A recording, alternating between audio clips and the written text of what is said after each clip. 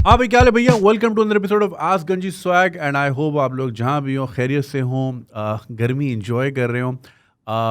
आज क्या दिन है? आज फ्राइडे है। मेरी कोशिश थी 2:30 बजे एपिसोड शूट होगी और हम 6:15 बजे कर रहे हैं क्योंकि इतनी लाइट की फ्लक्चुएशन आ रही है, जा रही है, आ रही है, जा रही है।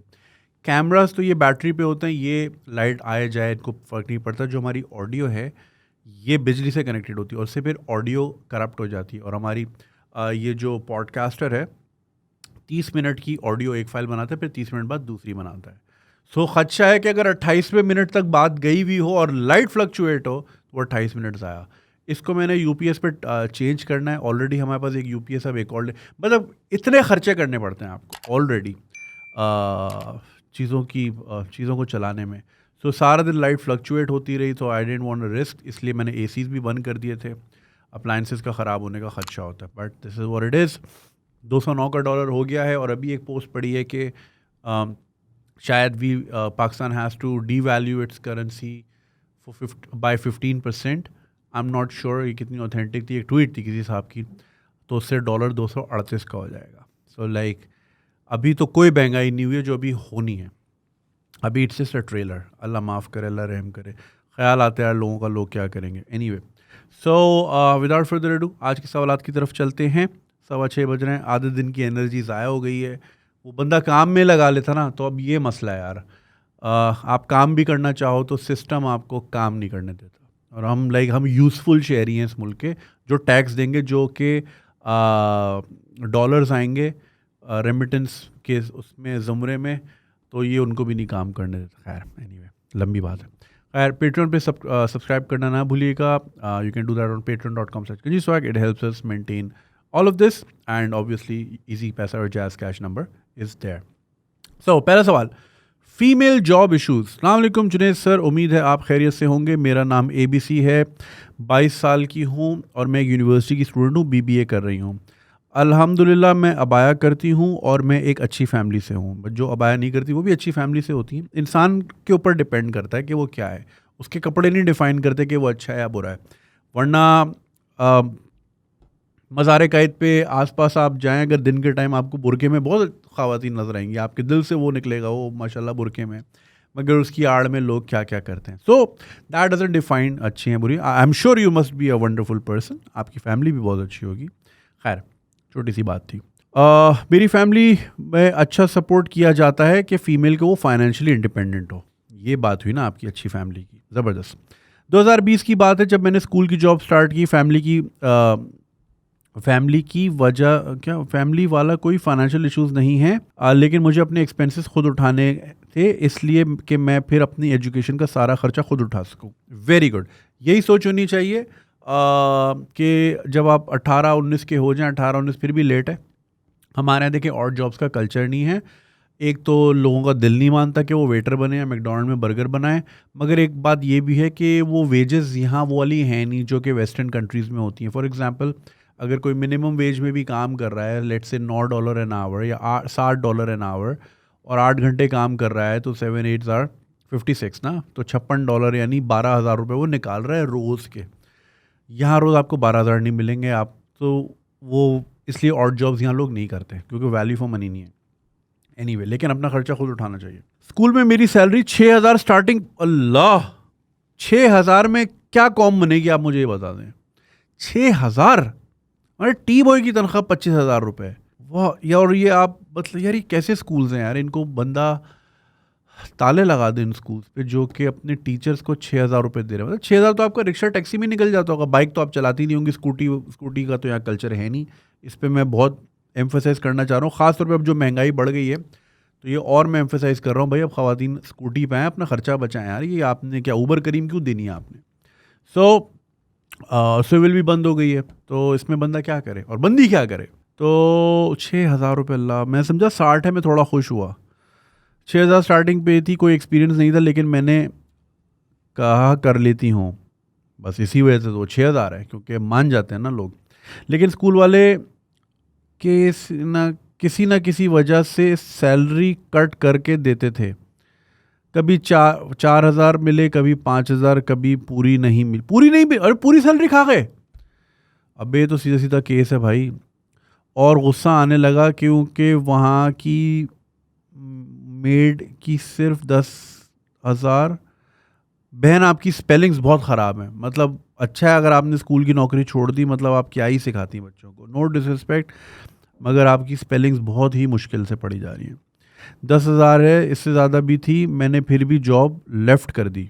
ओके, स्कूल जॉब लेफ़्ट करने के बाद 2021 में मुझे बैंक में एज अ सेल्स एग्जीक्यूटिव में जॉब मिली 17,000, again lower than minimum wage. मुझे झूठ बोलकर कहा गया कि आपकी सैलरी फिक्स्ड है।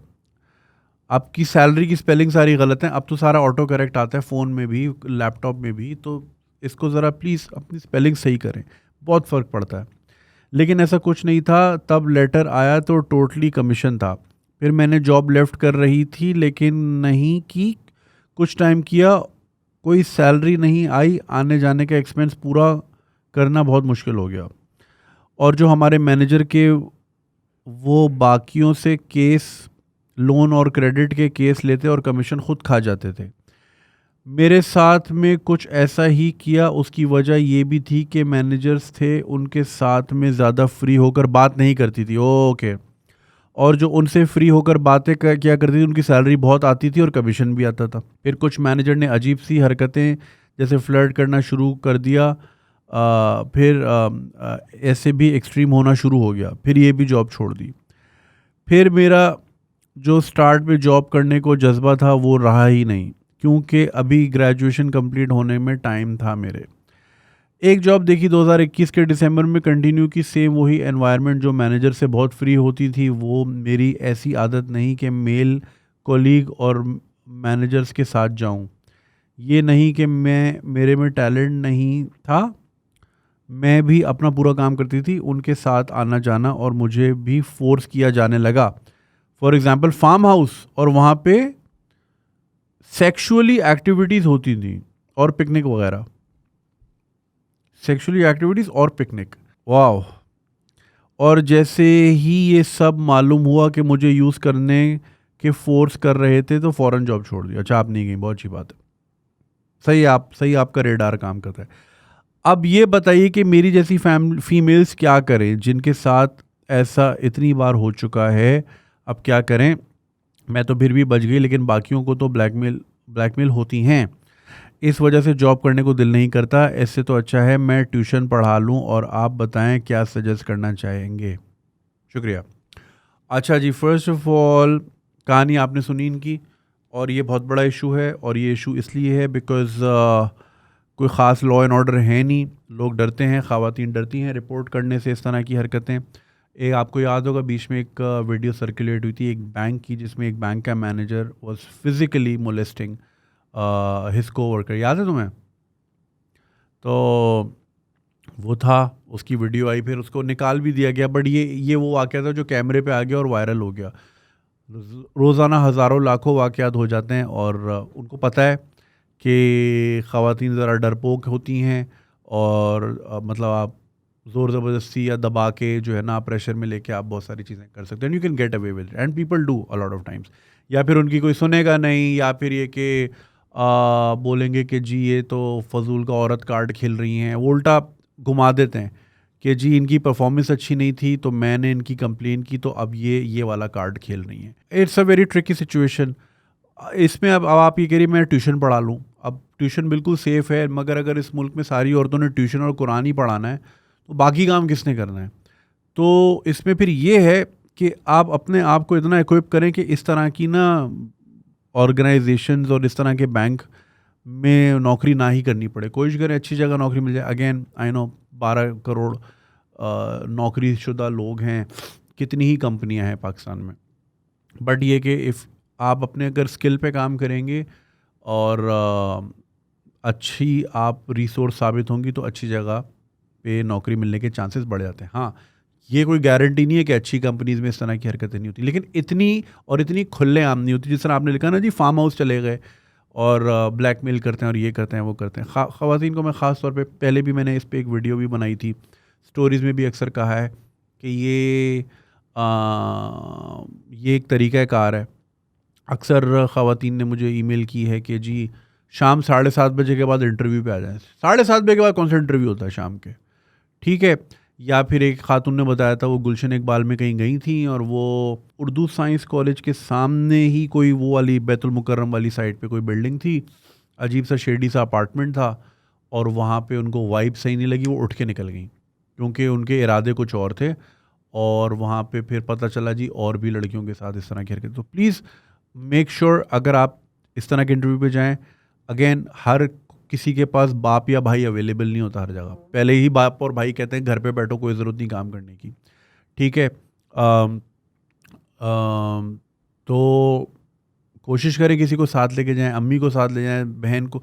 अब ये देखें ना यार, एक काम के लिए 3 लोग साथ जा रहे हैं, क्यों? वो लोग काम पे नहीं जाएंगे क्या? अगर वो आपके अब्बू या आपके भाई आपके इंटरव्यू में बैठे हैं तो उनका काम कौन करेगा जो दफ्तर में छोड़ा हुआ? अजीब फजूलियात हैं। But try to have a chaperone और अ फ्रेंड, कोई साथ हो, तो उससे ज़रा एक सहारा हो जाता है। बट अगेन ये प्रिविलेज हर किसी के पास नहीं होती।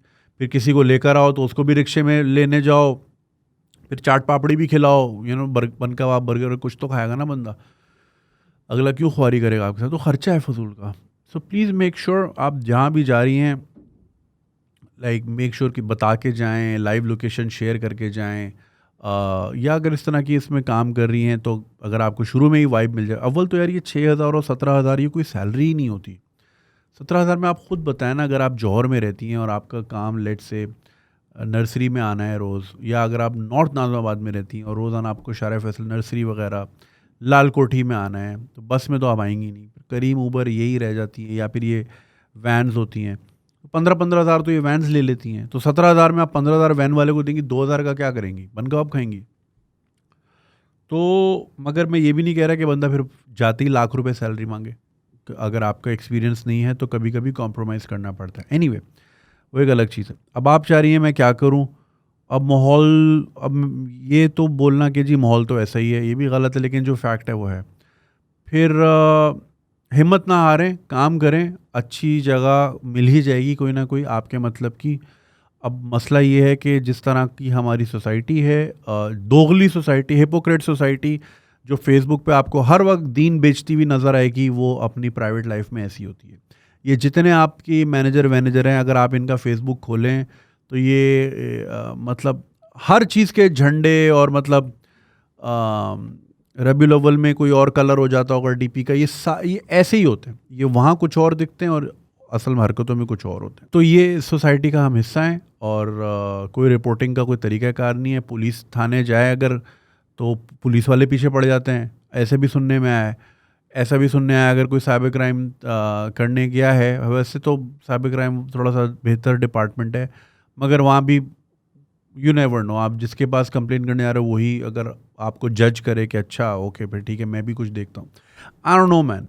तो इंसाफ है नहीं यहाँ, और जहाँ इंसाफ नहीं होता फिर वहाँ यही होता। अब देखें, आप काम कर, एक तो बहुत बड़ी लॉट है जो काम ही नहीं करना चाहती, पापा की प्रिंसेस है घर पे बैठने और वो दूल्हे का वेट कर रही है, ठीक है ना, वो एक अलग लॉट है। ठीक है भाई, सबकी अपनी अपनी प्रायोरिटी, अगर उन्होंने ऐसे जीना है तो ऐसे जिए। आप काम करना चाह रही हैं, हक हलाल की रोज़ी कमाना चाह रही हैं, और आप इस सोसाइटी में एक इनपुट देना चाह रही हैं, ताकि फिर आप जो कमाएंगी उससे टैक्स जनरेट होगा। मतलब आप एक टैक्स पेयर बनने जा रही है ना, सैलरी से टैक्स भी कटेगा। तो सिस्टम डिटर कर रहा है आपको, भगा रहा है कि नहीं तुम नहीं आओ। तो 51% आवाम के साथ, यानी 24 करोड़ में से 12.5 करोड़ को तो हम भगा रहे हैं कि तुम नहीं आओ वर्कफोर्स में। फिर हम रो रहे हैं डॉलर 209 का क्यों हो रहा है और 238 का क्यों होने जा रहा है, क्योंकि हमने माहौल इतना ख़राब क्रिएट किया हुआ है। फिर हमें तरबियत अच्छी नहीं हुई हुई। मैं तो बहुत सारा कसूर जो आज हमारी हालत है ना हमारे मुल्क की, चाहे वो माशी हालत हो, इखलाकी हालत हो, आई ब्लेम द पेरेंट्स। ये पिछली जनरेशन क्या थी, इन्होंने क्या पैदा किए कि जो ये हाल है। तो एक्सट्रीमली रिस्पॉन्सिबल और बद इखलाक लोग पैदा किए हैं। और मुझे ना एक चीज़ से बड़ा वो है, यार पता नहीं मैं कहूँ ना कहूँ, हमने जो ये डाली हुई, पता नहीं ये, छोड़ें यार मैं नहीं जाता उस वाले राउट पे, फिर सीधे फतवे आते हैं कि जो, बल्कि छोड़ें, नहीं मैं नहीं कह रहा। एनीवे, बिकॉज फिर लोग किसी और कॉन्टेक्स्ट में ले जाएंगे, फिर यहाँ से काटेंगे वहाँ से काटेंगे, फेसबुक पे लगाएंगे, फिर फतवेबाजी होगी। यार ज़िंदा रहना है भाई, यहाँ पे मरना नहीं है। खैर, life is very precious and a lot of people depend on me. तो किसी स्टूपिड आदमी, जाहिल आदमी के हाथ क्यों दूँ अपनी ज़िंदगी। खैर, तो मैं आपको ये कहूँगा, आप हिम्मत ना हारें, कीप अप्लाइंग, अपने प्रोफाइल को थोड़ा बेहतर करें, अपनी राइटिंग स्किल्स पे ध्यान दें। इसके कोर्सेज अवेलेबल हैं, यूट्यूब पे फ्री मिल जाते हैं, गूगल पे फ्री मिल जाते हैं। बिज़नेस कम्युनिकेशन बहुत ज़रूरी है। आपकी ईमेल पढ़ने में मुझे 10 मिनट लग गए, हालांकि छोटी सी है। तो बिज़नेस कम्युनिकेशन बहुत ज़रूरी है। आपकी डिग्री सिर्फ आपका टिकट होती है नौकरी के दरवाजे तक, वहाँ से आगे तक आपकी जो कम्युनिकेशन है। मैं क्या करता हूँ, क्या बेचता हूँ? कम्युनिकेशन ही बेच रहा हूँ ना, ठीक है ना? तो ये बहुत काम आएगी आपके। तो बिज़नेस कम्युनिकेशन अपनी स्ट्रॉन्ग करें, जितने भी नौकरी पेशा लोग हैं या नौकरी के ख्वाहिशमंद लोग हैं, इससे आपके दरवाजे अच्छे खुल जाते हैं। जब आप अच्छी ईमेल लिखना सीख जाएंगे, अच्छे ड्राफ्ट लिखना सीख जाएंगे, अच्छी एप्लीकेशन लिखना सीखेंगे, तो अच्छी जॉब मिलने के चांसेस भी बढ़ जाते हैं। तो हिम्मत ना हारें, ट्यूशन व्यूशन में कुछ नहीं रखा, आप काम वाम करें, अच्छे ऑर्गेनाइजेशन ढूंढें, अप्लाई करती रहें। और जहाँ जिस तरह देखिए, बाउंड्रीज पहले दिन सेट करनी होती हैं। अब अगेन, इसमें मैं विक्टिम ब्लेमिंग नहीं कर रहा कि जी आपका कसूर है कि आपको छेड़ लेते या कर रहे थे, मैं ये नहीं कह रहा। लेकिन थोड़ा सा ना, मर्दों को थोड़ा सा आंखें दिखानी पड़ती हैं, उनको बताना पड़ता है कि भाई ये लाइन है, ये लाइन नहीं क्रॉस हो सकती। तो थोड़ा अपने अंदर ना वो तेज़ तर्रारी भी लेकर आएँ, ठीक है? वरना देखिए, ये सिस्टम ही ऐसा है, मुल्क ही ऐसा है, लोग ही ऐसा है कि छोटे को, मतलब जो दब सकता है ना, उसको लोग और दबाते हैं। तो जहाँ बंदा, और मैं सबको कह रहा हूँ, लड़कियों को नहीं, खासतौर पर लड़कों को भी कह रहा हूँ, जहाँ ये लगता है ना यार इसको मैं दबा सकता हूँ, वो दबाएगा आपको थोड़ा सा ना। मैं ये नहीं कह रहा कि चौड़े होके आओ, बंदूक लेके या सर पे चाकू मार दो, मैं ये नहीं कह रहा, मगर थोड़ा सा ना स्टर्न और मतलब आप बोले बगैर कम्युनिकेट कर दो कि यार मेरे से पंगा मत लेना, ठीक है? मैं एम्प्लॉई हूँ, काम करने आया हूँ, सब ठीक है, लेकिन यार ये बाउंड्रीज हैं, ठीक है ना? इसके बाद नहीं करना।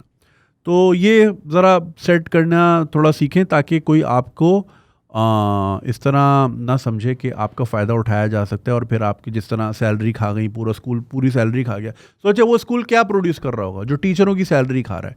यार मेरे हाथ में हो ना, मैं तो इन स्कूलों को ताला लगा दूँ, इनको गिरफ्तार कर लूँ यार, बहुत जुल्म है यार।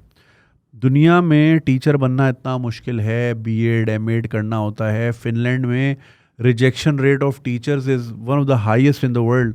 जितने लाइक फॉर एग्जांपल अगर 100 अप्लाई करते हैं तो 10 को नौकरी मिलती है।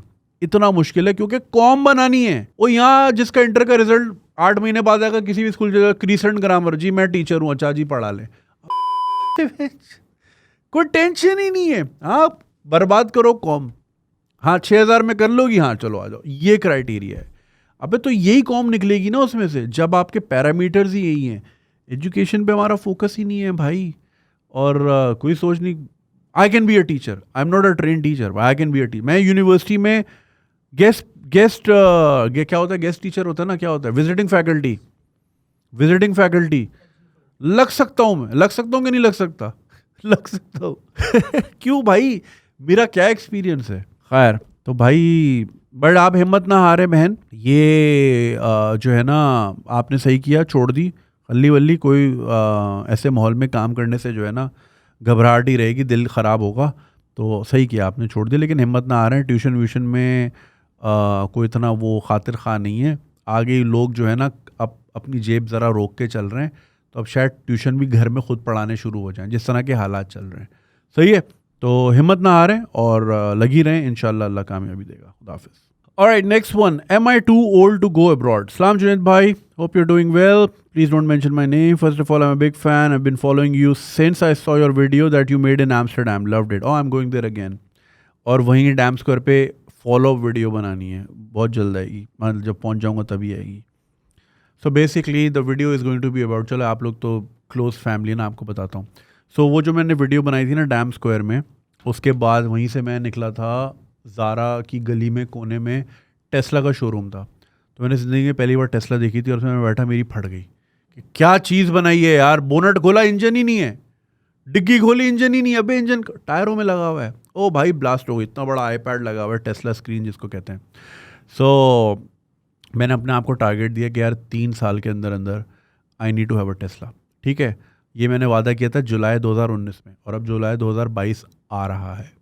तो वादे के मुताबिक उस वक्त मेरे पास इतने पैसे थे ही नहीं, बट मैंने अपना कहा था कि मैं I should be able to get one. So now I can get one, अल्हम्दुलिल्लाह। बट अब मसला रखूँगा, ठीक है? यहाँ तो लाइट ही नहीं है, तो चार्ज कहाँ करूँगा? और यहाँ तो कोई गधा गाड़ी वाला मार के चला गया, तो टेस्ला को मैं काम रशीद मैकेनिक के लेके जाऊँगा? क्या करूँगा? तो यहाँ तो रख नहीं सकते। इंग्लैंड में रख सकता हूँ, इंग्लैंड मेरा इतना आना जाना फ्रीक्वेंट है नहीं।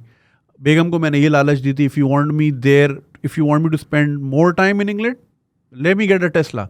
वो बेगम को है कि भाई नहीं, हमें वो फैमिली, यार एक तो वो हर चीज़ फैमिली के हिसाब से सोचनी है, तो हमें SUV चाहिए, और बड़ी अभी भी है, वो पुरानी हो गई है, बच्चों के पॉइंट ऑफ व्यू से यार मेरा।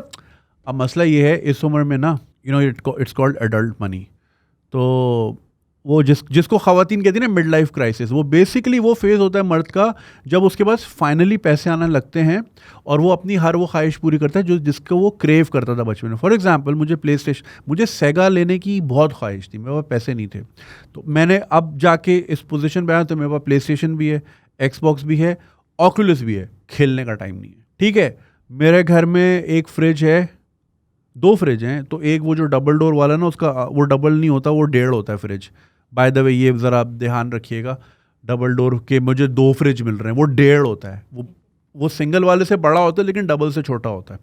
ओके, तो उसमें एक पूरा चॉकलेट से भरा हुआ है, वो मैं खाता नहीं हूँ, ख़रीद ज़रूर लेता हूँ लेकिन मैं खाता नहीं हूँ। फिर भांजियाँ आती हैं तो वो खा लेती हैं, तो वो क्या बस देख के मैं खुश रहता हूँ, क्योंकि बचपन में फ्रिज खोलता था तो मूली मिलती थी वहाँ पे, मूली गाजर यही होता था, तो ख्वाहिश थी कि यार फ्रिज खोलूँ, चॉकलेट्स बहुत सारी, तो अब होती हैं, बट मैं खा नहीं सकता, वेट बढ़ जाएगा, दांत खराब होंगे, 10,000 मसले। So that's called like fulfilling your wishes that you always had, right. इसको औरतें बोलती हैं बड़े मज़े से मिड लाइफ क्राइसिस या व्हाटएवर। तो I wanted to be able to get a Tesla, which I am today अल्हम्दुलिल्लाह। अब मसला रखने का है कि रखूँगा, ये मसला है। तो पैसे मैंने उतने जमा कर ली, सो गोल अचीव्ड। एनीवे, पता नहीं फजूल में कहानी खींच दी। I am 26 from Hyderabad, belong to a middle class family, running a small business here and doing MBA. It has been my lifelong dream to go to the UK since the age of 12. Since my father was the only source of income we had, he provided us everything. I would say more than we could afford. So I always thought he would send me abroad for higher studies and stuff, but as I grew older, I got to know growing abroad takes a lot of money and my dad could not afford it. So I started doing part-time jobs and then started my business in 2016. Now I have saved around 2 to 3 million rupees in saving. I plan to go for masters or PhD and then apply for PR. अच्छा, एक सवाल है, आप का नाम जो है, you have a Hindu name, और आपने बोला आप हैदराबाद में हो, और रुपीज़, तो अभी मुझे समझ नहीं आ रहा पाकिस्तान में हो या इंडिया में हो, तो अभी मुझे समझ नहीं आ रहा, तो यहाँ तक तो हम आ गए। I plan to go for masters, PhD and then apply for PR. ठीक है, my question is, am I too old to go abroad now? एक सेकेंड, कितने साल के हो आप? 26. Nothing यार. I asked many people about my situation and the answer I got was that one should not go abroad after 25. ये कौन सा रूल है कि ये उन्होंने बोला है जो खुद नहीं जा सकते, तो जो खुद नहीं जा सकते ना, तो तू क्यों जाएगा? समझ रहे हैं, डिस्करेज करने वाले ऐसे होते हैं, अक्सर आपके आस्तीन के साथ अपने दोस्त ही होते हैं जो आपको हमेशा नेगेटिव मशवरा देते हैं। बहन की यहाँ किसने बोला है कि 25 के बाद नहीं जा सकते? मैं 28 पे गया था भाई, चलो पढ़ने नहीं गया था लेकिन, और पढ़ाई की कोई एज नहीं है भाई, और ख़ासतौर पे बाहर तो बहुत आसान है, बहुत आसान है। अभी किसने PhD की है? एक बैंड होता था द ऑफस्प्रिंग, उसका वोकलिस्ट मुझे नाम नहीं याद आ रहा उसका, बट उनके वो pretty fly for a white guy, जो मेरी एज के हैं उन्होंने सुना होगा वो गाना, उसने अभी PhD की है मोलिकुलर फिजिक्स में या मोलिकुलर केमिस्ट्री में, one of those things, but something molecular, अभी की है उसने। क्लास 8 में था मैं जब वो गाना आया था, pretty fly for a white guy. हल्ली वल्ली यार, कोई नहीं, किसी ने नहीं बोला ये 25 के बाद नहीं। अब चलो तुम 26 के हो तो अब क्या मर जाएं, लोड शेडिंग में पड़े ना सारी जिंदगी? अब कुछ नहीं होता, झूठ बोल रही है। How do I convince my parents as they are not very supportive and they want me to get married? अब यार ये जो है ना, is UK a good option और should I consider any other country? Any tips from you as you're a frequent traveler? I hope you receive my email and looking forward to see your valuable advice. Thank you. अच्छा, first of all, जो लोग मुझसे पूछते हैं you're a frequent traveler, तो ज़रा बताएं। मैं आपको एज अ ट्रैवलर बता सकता हूँ कि कौन सी जगह अच्छी कौन सी नहीं। As a student I can not, because I am not a student and I don't travel as a student, I don't think like a student. The last time I was a student was 15 years ago. मुझे नहीं पता अभी क्या चल रहा है, तो मुझसे मैं I am not the right person to answer that. ये फिर जो स्टूडेंट हैं जो रिसेंटली फारिग तहसील हुए हैं वही कमेंट में बता सकते हैं। हाँ, मैं ये बता सकता हूँ 25 की कोई लिमिटेशन नहीं है, उसके बाद भी जा सकते हो। घर वाले कह रहे हैं शादी कर लें, बोलो भाई 2-3 मिलियन में कोई शादी नहीं हो सकती। जो आपकी सेविंग है ना उसमें कुछ नहीं होगा, वो शादी पे ही लग जाएंगे, बल्कि ज़्यादा लग जाएंगे, ठीक है। और वैसे भी शादी का इतना टाइम मिलेगा नहीं। आज 10:30 बजे कह रहे हैं हॉल बंद कर देंगे। अच्छी बात है यार, बंद करें हॉल, 8 बजे करें खल्ली बल्ली। मार्केटों के भी नए टाइम आ गए हैं, 9 बजे मार्केट्स बंद होंगी, 9 बजे भी लेट है। अबे भाई 6 बजे बंद करो। वे बोलेंगे जी सुबह सुबह कोई नहीं आता। भाई जब लोगों को पता होगा ना कि 6 बजे मार्केट बंद होगी, लोग खुद आएंगे। नहीं जी जो ऑफिस में है वो कैसे शर्ट खरीदेगा, भाई वो सैटरडे को खरीद लेगा या संडे को खरीद लेगा या एक दिन। भाई शॉपिंग पे रोज़ तो नहीं जाता ना बंदा, 2-3 महीने में एक बार जाता है ना, और इस इकोनॉमी में तो और कम जाएगा। तो या तो ऑनलाइन ऑर्डर कर लेगा, या एक दिन जल्दी निकल जाएगा बॉस को बोल के यार 4 बजे जाने दो, ज़ैनब जाना है। ये मुझे समझ नहीं आती। नहीं जी सुबह गर्मी बहुत होती है, दुनिया में गर्मी होती है। थाईलैंड में सुबह 7 बजे खुल जाते हैं मार्केटें, शाम 6 बजे बंद, सन्नाटा सन्नाटा होता है बिल्कुल, और रोशनी हो रही होती है। डे लाइट सेविंग का लोगों को पता ही नहीं है यार। इंग्लैंड में 9 बजे मगरिब होती है। अभी मैं वो देख रहा था एम्स्टर्डम में 9:45 बजे रात को मगरिब होगी। इतना डे लाइट यूज़ कर रहे हैं। Richest country in the world, दुनिया की आधी फूड सप्लाई नेदरलैंड्स के हाथ में, उस पर भी वो कह रहे हैं बचत करनी है। बताओ, हम शाही लोग 1 बजे मार्केट खोलेंगे यूं करके। उस पर भी जब बोलोगे जी ये दिखा दें, अभी रोटी खा रहे हैं, रोटी के बाद पहले जोहर होगी, जोहर की नमाज, उसके बाद रोटी होगी। 3 बजे काम करने बैठते, फिर कहते बरकत नहीं है। खुद आए थे मतलब आप जब दुकान मार्केट जब खुलती ना, वो कुरानी तिलावत लोगों ने लगाई हुई होती है, उसमें तर्जुमे में बोल रहे होते हैं बरकत का टाइम सुबह का है। वो समझता है बरकत काम वाला कोई, सुबह बरकत होती है। भाई दुनिया पागल नहीं है जो सुबह उठ के दुनिया खुल जाती है। हम अनोखे हैं इस दुनिया में जो 1 बजे। खैर यार बेचारे का सवाल यहाँ फंसा है, मैं अपनी कहानियों में निकल रहा हूँ। 25 की कोई लिमिटेशन नहीं। अब्बू को बोलो भाई 2-3 मिलियन से ज़्यादा शादी में लग जाएंगे और फिर मैं इधर ही का रह जाऊँगा। शादी अगर कर ली ना बेटा, फिर नहीं जा सकेगा, फिर बहुत मुश्किल हो जाएगा। अब मुझे नहीं पता किससे शादी होनी है, वो उसने मास्टर्स किया हुआ है नहीं किया हुआ। तुम्हारा PR का काम आसान, प्यार तो हो जाएगा, PR होगा कि नहीं ये नहीं पता ना। अब तुमने किसी ग्रेजुएट से कर ली, मास्टर्स नहीं है, उसके पॉइंट्स कम होंगे, कनाडा नहीं जा पाओगे, ऑस्ट्रेलिया नहीं जा पाओगे, तो भाई अभी शादी वादी में नहीं पड़ो। Dangerous are those men who delay gratification. शादी एक ग्रेटिफिकेशन है ना, मज़े आएंगे, चिलिंग विलिंग होगी, घूमना फिरना होगा, बाद में तो सब ऐसा ही है। तो थोड़ा सा डिले कर लो, पहले दुनिया देख लो। मैं ना बोलूँगा नहीं, फिर रिश्तेदार भी देखते हैं। तो 2 भाई थे, अब वो ज़ाहिर है यार, मैं बोल ही सकता हूँ, ख़ानदान के मामले में मैं ज़्यादा वो नहीं कर सकता, फिर नाराज़गियाँ होती हैं। शादी करके फंसा दिया एक को, दूसरे को मैंने बोला भाई तूने ये हरकत नहीं करनी, ठीक है। अब वो एक्सप्लोर कर रहा है, तो अब वो निकल गया बाहर, ठीक है ना। तो एक्सप्लोर करो, पहले दुनिया देखो क्या है और क्या। भाई शादी में ही फंस गए यार, घूम फिर के शादी में कर लो। तो पहले दुनिया देखो, what it has to offer you. देखो पाथ ही चेंज हो जाएगा अगर तुम बाहर निकल गए, PhD प्रोग्राम में ले लिया, ये वो, लाइफ ही चेंज है यार। शादी कर लेगा बेटा, हैदराबाद में बैठा रहेगा। अभी ये पता नहीं कौन सा हैदराबाद है, यहाँ वाला लग रहा है, ठंडी सड़क पे गर्म घूमता फिरेगा तू, समझ रहा है। तो भी थोड़ा सा डिले कर लो उसको। और UK is a good option और नॉट, इसका मुझे नहीं पता। अगेन PhD के पॉइंट ऑफ व्यू से कह रहे हैं, मैं I am not the right person. मेरे कुछ दोस्त जर्मनी से कर रहे हैं, वहाँ का फ़ायदा ये है कि वहाँ फ्री हो जाता है सब, मगर ये कि एसेंशियली फ्री नहीं होता, आपको पैसे फंसाने होते हैं 2-3 साल तक। Again correct me if I am wrong. तो दूसरे तरीके से वो पैसे निकाल ही लेते हैं, मगर ये कि ट्यूशन फ़ी कोई नहीं होती। फिनलैंड का ऑप्शन देखें यार, ऑब्सक्योर कंट्रीज़ में जाएँ जहाँ देसी कम है थोड़ा, ठीक है। एस्टोनिया अच्छी जगह है, ऑस्ट्रेलिया तो है ही अच्छी जगह, बट आई डोंट नो अभी आजकल क्या उनके रूल्स रेगुलेशंस हैं वगैरह वगैरह। ये कंट्री कौन सा अच्छा है, ये तो ओपिनियन लोग कमेंट्स में बता सकते हैं। आई होप आप उससे कंफ्यूज ना हो, because I am not the right person to tell you that. और tips, as you are a frequent traveller, तो उसमें मेरे पास आपके लिए कोई टिप है नहीं है सच, मगर ये कि 2-3 मिलियन के बिहाफ पे देख लो, कोई केस वेस अगर हो सकता है तो पढ़ाई करने जाओ। मैं तो यही कहूँगा, अभी आप 25 के हो, आपकी कोई उम्र नहीं है। यहाँ तो 13-13 साल वाले भी भाग भाग के शादी कर रहे हैं। अभी बेटा वो आटा दाल चीनी पड़ेगा ना जब सर पे, फिर पता चलेगा। कहने की बातें ये। तो ये है, मगर ये कि 25 की कोई लिमिटेशन नहीं है। Expand your horizons, explore the world has so much to offer, you have no idea. मैं सबको यही कहता हूँ। मैं ये नहीं कहता कि पाकिस्तान से भाग जाओ या मुल्क छोड़ के चले जाओ। मैं कहता हूँ कि एक दूसरा पर्सपेक्टिव मिलेगा। देख कर आ जाओ, जहन चेंज हो जाएगा, दुनिया चेंज हो जाएगी। You will start looking at things very differently as opposed to a normal Pakistani that you come across. So बहुत कुछ है यार दुनिया में। मैं बोलता हूँ ज़्यादा, फिर आप बोलते हो आप बुराई कर रहे हो। बुराई की बात नहीं है यार। खैर, सो या मैं यही मशवरा दूंगा, बाकी ये कि wish you all the best, अपना ख्याल रखिएगा, ठीक है? Thank you. Alright, next one. Turks dislike us as well now, one step closer to becoming the most hated nation. अल्लाह ना करे। Assalamu alaikum, I hope you're well. I'm emailing you to share my experience of traveling to Turkey recently and witnessing firsthand the growing anti-Pakistani sentiment in that country.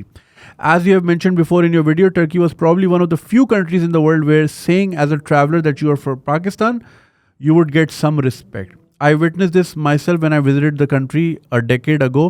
I was warmly spoken to by everyone from shopkeepers to police to strangers I was drinking coffee next to in a cafe. Okay. This time, however, my experience was totally different. When I told people I was from Pakistan, I was met with cold faces and replies like, okay, and a slight nod. The warmth was gone. I traveled to 3 different cities and experienced this, including Istanbul. I started researching what caused this change, and it turns out Pakistani gangs have been engaging in criminal activity in the country. Recently, some Nepalese tourists were kidnapped by a Pakistani gang in Istanbul. Perverted Pakistani men have been recording videos of Turkish women at beaches and sharing them on TikTok and other social media platforms. Speaking of social media, you are of course fully aware of the Halima Baji episode and how many Pakistanis have made it their life's mission to convert Turks to a toxic and hateful interpretation of Islam online. I think we have finally made it to the very top of the most hated nation on the planet list, possibly at bronze or silver medal place, just behind maybe Somalia or Afghanistan. The worst part is that we totally deserve this treatment as well, since our 10th century misogynistic and hateful culture is completely out of touch with modernity. Our men who are not exposed to the opposite gender due to our pious culture become creeps when they see women, let alone women who are not dressed in traditional Pakistani clothing. Religious bigotry is casually accepted, and we think other Muslim countries share in our bigotry and toxic behavior. I suppose the only question I have is that, do you realistically see us as a nation advancing a couple of centuries culturally speaking, or will we continue to praise ourselves as the greatest nation on the planet whilst literally everyone else dislikes us? Living abroad in Northern Europe, I have recently made it a mission to distance myself from other Pakistanis and have noticed a huge change in my mental health and sanity after doing so. My social circle is now mostly made of Middle Easterns, people from the Balkans, and the natives of Northern European country I reside in. I cannot explain how much less judgmental and toxic I have become after disengaging with Pakistanis and changing my social circle. I hope a day comes when our culture is able to adapt to the 21st century, but as things stand, there is absolutely no reason we can blame others for disliking us. I totally agree with you. In fact, भी मैं खुद Baku में था, and I have noticed this. I have experienced this first hand. मैं और मेरे दोस्त जहांगीर साहब हम पैदल जा रहे थे, और एक साहब जहाँ लोग शलवार कमीज़ में होते हैं ना, तो मेरी ऑब्जर्वेशन थोड़ी और शार्प हो जाती, क्योंकि मैं फिर देखता हूँ कि यार ये रिप्रेजेंट तो मुझे कर रहा है, राइट?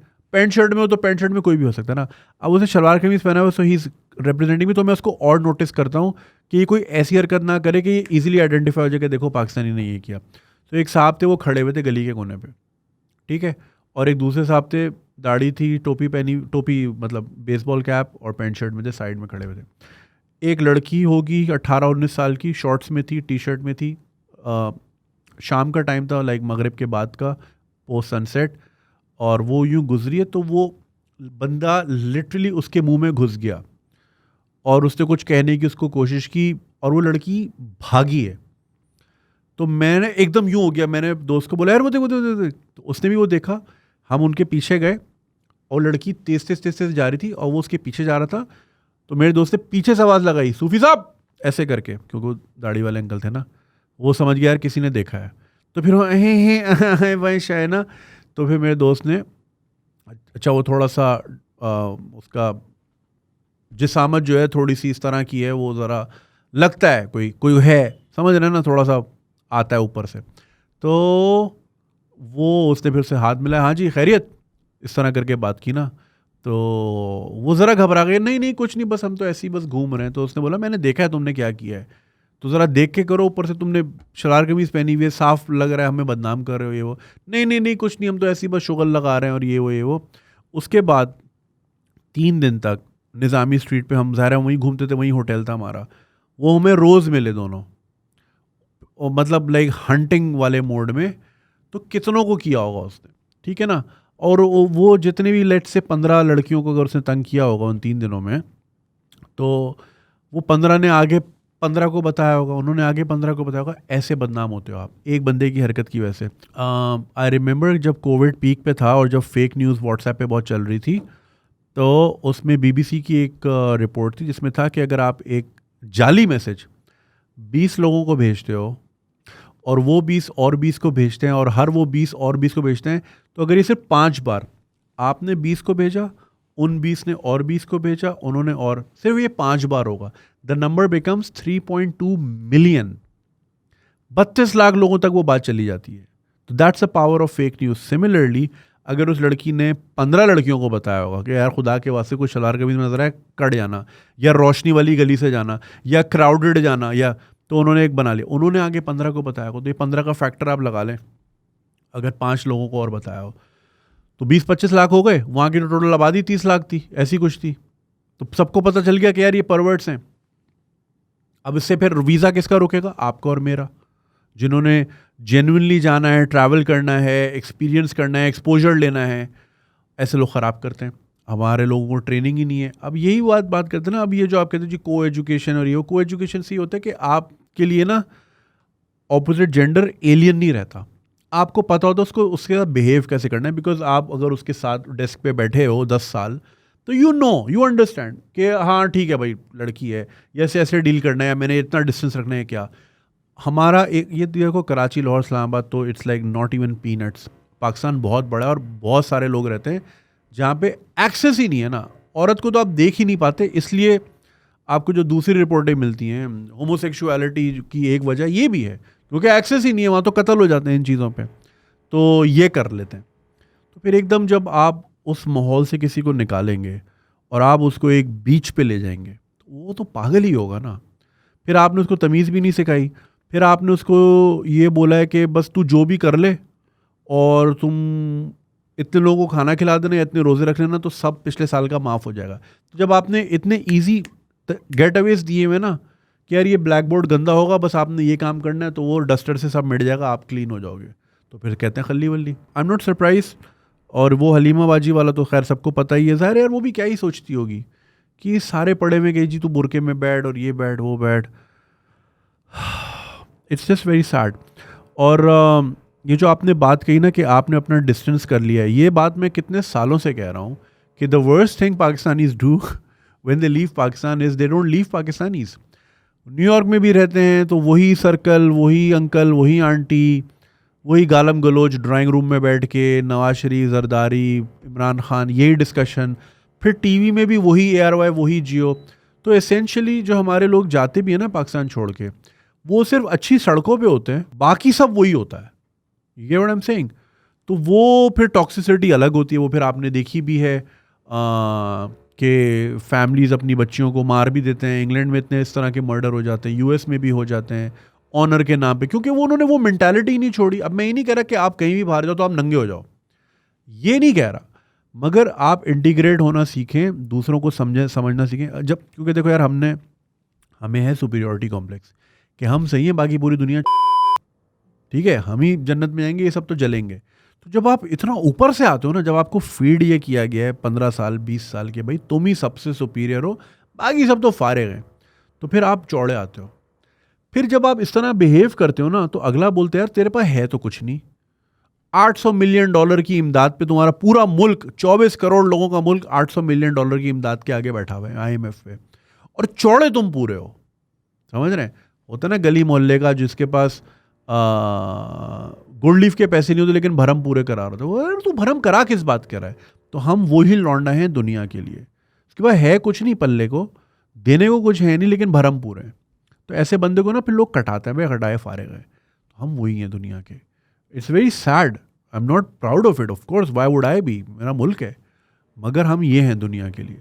तो मेरे एक बहुत अच्छे दोस्त हैं जो ऑक्सफोर्ड में, जिनके साथ मैंने टूर भी किया था क्राइस्ट चर्च कॉलेज का।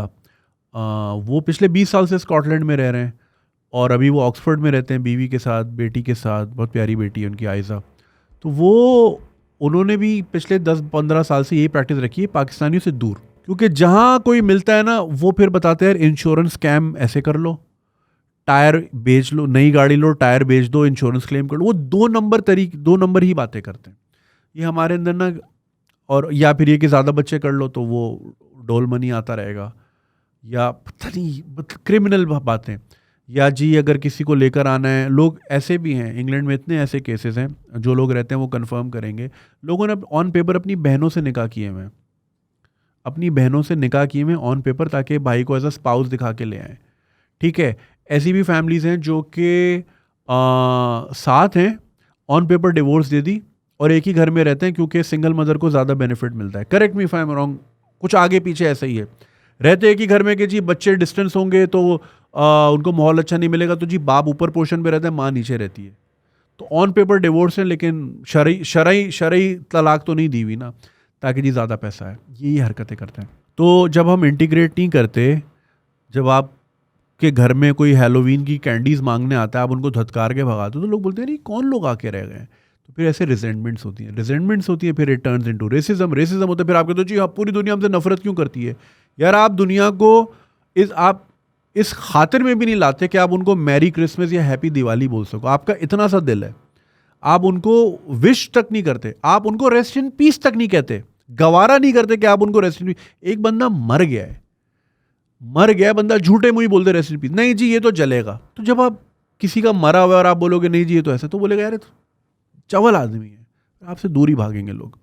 तो ये जो आपने बोला कि जी आपकी लेस जजमेंटल हो गए जब से आप डिसंगेज हुए हैं, बिल्कुल ऐसा ही है। एक मेरे दोस्त हैं कैलिफोर्निया में रहते हैं, वो बताते हैं शुरू में उन्होंने ये गलती की, दोस्त यही बना है, यार गाड़ी दे दे, गर्लफ्रेंड को घुमाना ही घुमाना है। अच्छा गाड़ी जब आप किसी की लेते हो ना, तो उसका रूल है, चाहे उसने आपको आधे टैंक पे दियो, आप उसको फुल करा के वापस करते हो। ठीक है, टैंक खाली करके दिया, टिश्यू फेंके हुए, मैकडोनल्ड्स के रैपर गिरे हुए, मतलब गंदी करके वापस की। अच्छा फिर नज़र होती कमाते कितने हो, ये गाड़ी कैसे ली, अच्छा ये है वो है, हर वक्त वो आप में घुसेंगे। आप इनमें देखो चूँकि हर बंदा सेल्फ मेड होता है ना, वहाँ 16 साल की उम्र से निकला हुआ होता है, तो देर लाइक ठीक है, गुड फॉर यू मैन, मेरी अपनी स्ट्रगल है, मेरी अपनी जर्नी। हमारी जर्नी क्या है कि ये आगे कैसे जा रहा है, वो कैसे जा रहा है, ये तो 2 नंबर है। फॉरन जजमेंटल ना, आप यहाँ चाय के होटल में बैठो, कोई स्क्रीच मार के जाए, 2 नंबर है, रिश्वतखोर का बेटा है। तुम्हें कैसे पता, क्या पता वो ड्रिफ्ट किंग हो, क्या पता वो ड्रिफ्ट एंथुजियस्ट हो, आपने उसको ट्रैक ही नहीं दिया इतने बड़े शहर में, तो वो सड़क पे ही भगाएगा। फॉरन 2 नंबर है, आप जानते भी नहीं हो उसको। जजमेंटल लोग हैं ना, बीमार लोग हैं, जहन से बीमार हैं।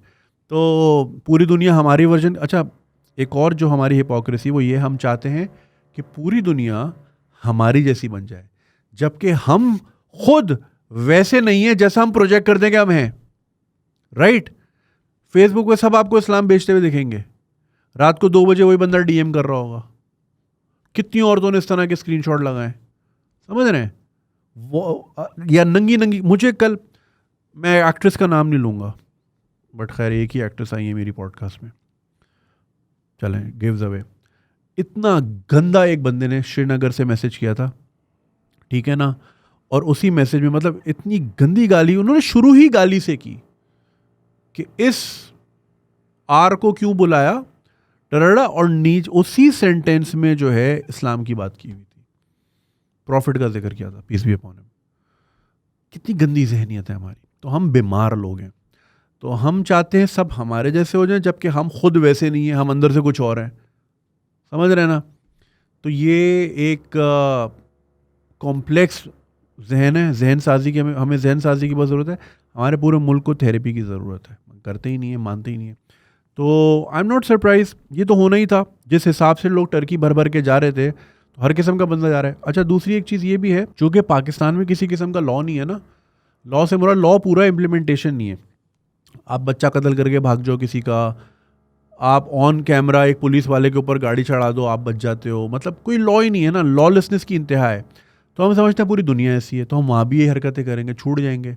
जिस तरह यहाँ सी व्यू पे किसी लड़की कोई जैसे किसी मॉल में अक्सर वीडियोस आती हैं जी, वो दबोच रहे होते हैं, कोई पूछने वाला नहीं होता। मीनार पाकिस्तान वाला वाकया भी था, असली था फेक था जो भी था, किया तो ना लोगों ने। एनीवे, तो जब पता है इसके कोई कॉन्सिक्वेंसेस नहीं है तो समझते दुनिया भी ऐसी चलती है बगैर कॉन्सिक्वेंसेस के। अच्छा, ऐसे लोग जो कि पकड़े जाते हैं किसी भी क्राइम में, किसी भी एक्टिविटी में, जो डिपोर्ट होते हैं, तो उनको असूलन आप तो उनका पासपोर्ट जब्त कर लो ज़िंदगी भर के लिए कि they are not allowed to leave Pakistan again. Pakistan jail बना दो उनके लिए, ठीक है। देखो, जब तक थ्रेट नहीं होगी काम रुकेगा नहीं, जेल बना दो। और दूसरा ये कि बिकॉज उस बंदे की वजह से पूरा मुल्क बदनाम हुआ है, या वो जो सूफ़ी साहब जो घुस रहे थे बाकू में लड़की के अंदर, उनकी वजह से अगर मेरा वीज़ा रुकेगा, या आप में से कोई पढ़ने जा रहा है, या कोई रेस्टोरेंट खोलने जा रहा है, कोई बिज़नेस करने जा रहा है, कोई एयरबीएनबी बनाने चाह रहा था, अब आपका वीज़ा रुक रहा है, तो ये कितनी बिजनेस इफेक्ट हुए ना, कितने लोगों की ज़िंदगियां ख़राब हुई उस एक सूफ़ी साहब की वजह से। तो उनको जेल में डालें। क्या तू वहाँ ये करके आया है तो अब तू यहाँ सड़ेगा, वहाँ उन्होंने भले छोड़ दिया हो तुझे, लेकिन कुछ भी नहीं है। इतनी बार होते लोग ऐसे ही निकल जाते हैं पैसे वैसे खिला के, तो उनको पता है हमने छूट जाना है तो वो वापस चले जाते हैं, और ये फिर एक साइकिल चलती रहती है। तो it's just we are completely out of touch with reality. इसीलिए मैं बारहा कहता हूँ, पिछली ईमेल में भी यही कह रहा था कि भाई, अभी वो डॉक्टर तैमूर रहमान की मैं वीडियो देख रहा था, अगर आप नहीं फॉलो करते, लम्स में वो पढ़ाते भी हैं, लेफ्टिस्ट हैं, अच्छा बोलते हैं, मेरे बहुत अच्छे दोस्त हैं। अभी उनकी मैं वीडियो देख रहा था, खटमंडू में वीडियो बना रहे हैं, जैसे मैं वॉकिंग टेल्स बनाता हूँ ना उसी तरह। खटमंडू की सड़कें देख लें आप, नेपाल की ही देख लो, अपनी छोड़ो, नेपाल की ही देख लो। तो इसलिए मैं कहता हूँ भाई, आगे पीछे जाओ, दुनिया देखो, आंखें खोलो, दुनिया किस तरह रहती है, लोग किस तरह तमीज़ से पेश आते हैं, एक दूसरे का ख्याल रखते हैं, इखलाक क्या है। हमारे पास मैनुअल पूरा। यार एक बात बताएं, मुझे एक बात बताएं, कितनी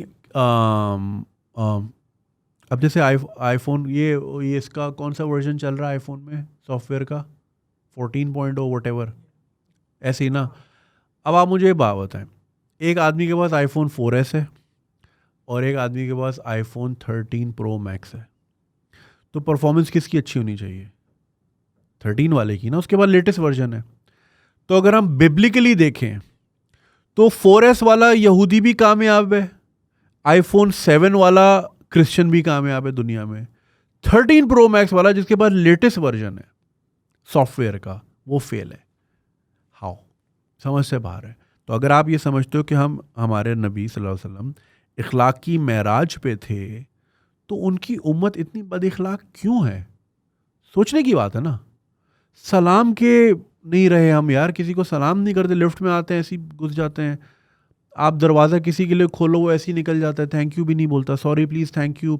आजिज़ी नहीं है हमारे अंदर, हमारे अकड़ बहुत है, अकड़ बहुत ज़्यादा है हमें कि हम सही हैं, पूरी दुनिया गलत है। यार ये तो बीमार लोग। बंदा तो कहता है, वो कहते हैं ना, if you are the smartest person in the room, you are in the wrong room. तो बंदे को तो सोचना चाहिए यार, मैं सबसे अच्छा क्यों हूँ, यानी कि there should be more room for improvement. तो सबसे चौड़े हमें, बस हमें ये पढ़ाया इस तरह गया है। अब वो जिन्होंने भी पढ़ाया है उनके अपने मकासद होंगे इस तरह की कौम निकालने को, तो मुबारक हो। 70 साल की ये प्रोडक्ट निकली है, $800 मिलियन के लिए जो है ना, IMF की जो किस्त मिलनी है, not even $1 billion. Kim Kardashian has more money than what we need right now. Let that sink in, all of you. 24 crore national stadium में 30,000 लोग आते हैं, ठीक है, let's do a calculation. 8,000 national stadium भर जाएं, इतने हो आप लोग सारे, 8,000। अभी तो एक नेशनल स्टेडियम है ना, इसको कॉपी पेस्ट कर दो 8,000, तब जाके आबादी पूरी होगी। और ये सारे चमुन्ने मिल के $800 मिलियन के पीछे जो है घुटने टेके हुए, बिजली कहाँ से कहाँ कर दी, पेट्रोल कहाँ से क्या कर दिया, करेंसी 15% डिवैल्यू कर रहे हैं। ये रिजल्ट है, ये है हमारी औकात अनफॉर्चुनेटली। अब इसमें आप बोलो जी सियासतदानों ने किया, फौज ने किया, ये किया, वो किया, आपने होने कैसे दिया?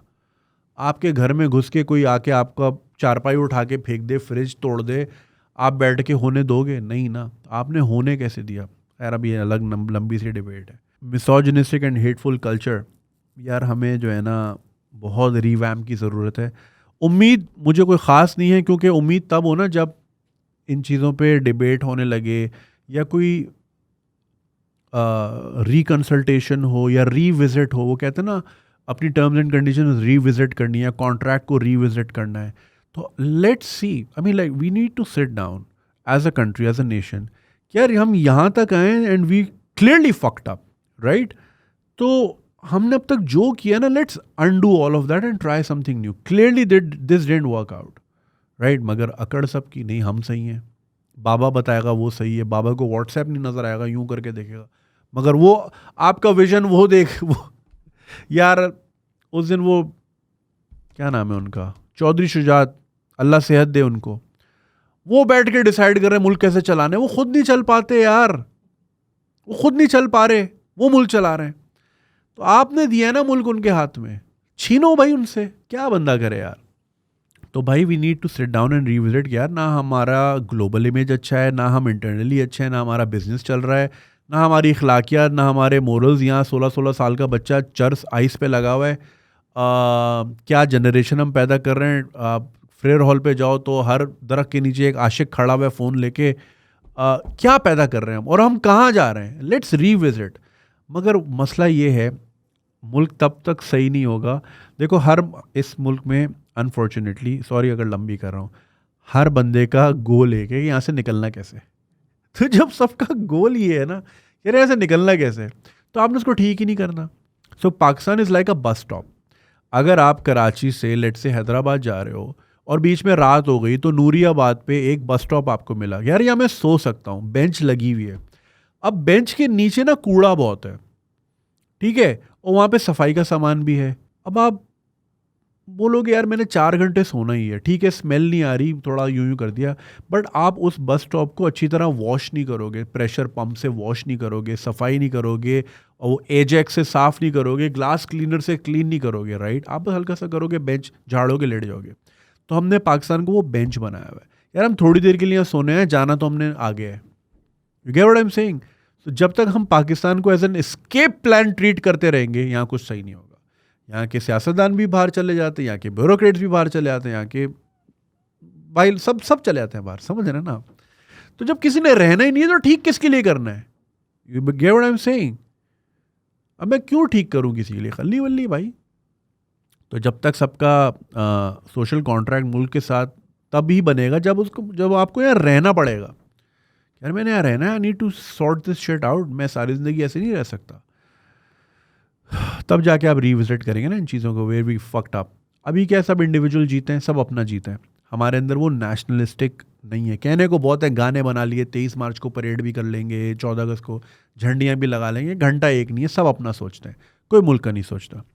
तो जब कोई मुल्क का नहीं सोचता तो ये अपना ही सोच रहे थे ना, जो ये बीच पे जाके टिकटॉक बना रहे थे, ये अपना ही सोच रहे थे। दे डिडंट थिंक लाइक यार अगर तो कोई मसला हुआ तो मुल्क का भी, मुल्क किसी के जहन में आता ही नहीं है भाई। तो कल्ली वल्ली भाई, मैंने अपना काम करना है, सब अपना काम करेंगे। तो भीड़ में यही होता है, too many cooks spoil the broth. Cooks बहुत हैं, सब कह रहे हैं मुझे बनाना आता है, सब एक हंडी है, सब चमचा चला रहे हैं उसमें, सब चमचा चला रहे हैं। तो ये हाल है, ये प्रोडक्ट है 75 साल का। तो आई am not surprise Turkey dislike us. Baku से भी ये रिपोर्टें आएंगी, अल्लाह ना करे आए, लेकिन जो मैंने देखा वही आपको बता रहा हूँ, ठीक है? तो वहाँ से भी आएंगी, रह दे के थोड़े से ही मुल्क हैं जहाँ थोड़ी बहुत इज्जत है। तो बाकी हमारी हरकतें ऐसी हैं, और सैडली हमने ऐसी जनरेशन तैयार की है, और वही जनरेशन बाहर जा भी पाती है। एक इंटरनल वीज़ा भी होना चाहिए। टर्की तो दे रहा है ना, टर्की को नहीं पता आप कौन हो, आपको तो पता ना ये बंदा क्या है। इंटरनल वीज़ा भी हो कि यार तू बाहर जाने के काबिल नहीं है, स्टडी करे, घर जाके छापा मारे, भाई ये कैसा बंदा है, थाने की रिपोर्ट, ये वो फलाना ढिमकाना। मगर फिर उसमें पाकिस्तान में जहाँ आप एक चीज़ ऐड करते हो ना, आप रिश्वत का एक नया एवेन्यू खोल देते हो, और कुछ नहीं होता। जैसे अभी बोला ना इम्पोर्ट बैन है, सब इम्पोर्ट हो रहा है, बस रिश्वत बढ़ गई है कि जी सर जी इम्पोर्ट बैन है, प्राइस बढ़ जाती है। ड्रग्स में भी यही होता है ना, क्लास ए ड्रग्स महंगी क्यों होती हैं? एक्सेसिबिलिटी मुश्किल है, ठीक है?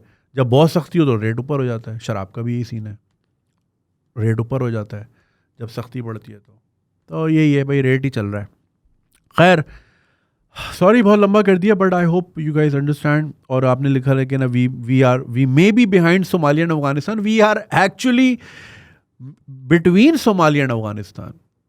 आप पासपोर्ट में देख लें रैंकिंग, सोमालिया, अफगानिस्तान, पाकिस्तान। आप पोलियो में देख लें, नाइजीरिया, पाकिस्तान, अफगानिस्तान, 3 ही मुल्क हैं। ओ यार यही हैं हम, तो we are not may be behind them, we are with them. अब ये बनाया हमने 75 साल में, 24 करोड़ लोगों ने मिल के सोमालिया बनाया, दूसरा सोमालिया ऑफ द ईस्ट। वो पायरेट्स हैं, हम भी पायरेट्स हैं, बस हम बोट में पायरेसी नहीं कर रहे, हम दूसरी तरीकों से कर रहे हैं, कर वही रहे हैं। खैर सॉरी यार लंबा टाइम ले लिया। खैर भाई यही थी आज की एपिसोड, आई थिंक यहीं पर रैप अप करते हैं, बहुत ही लंबी कर ली।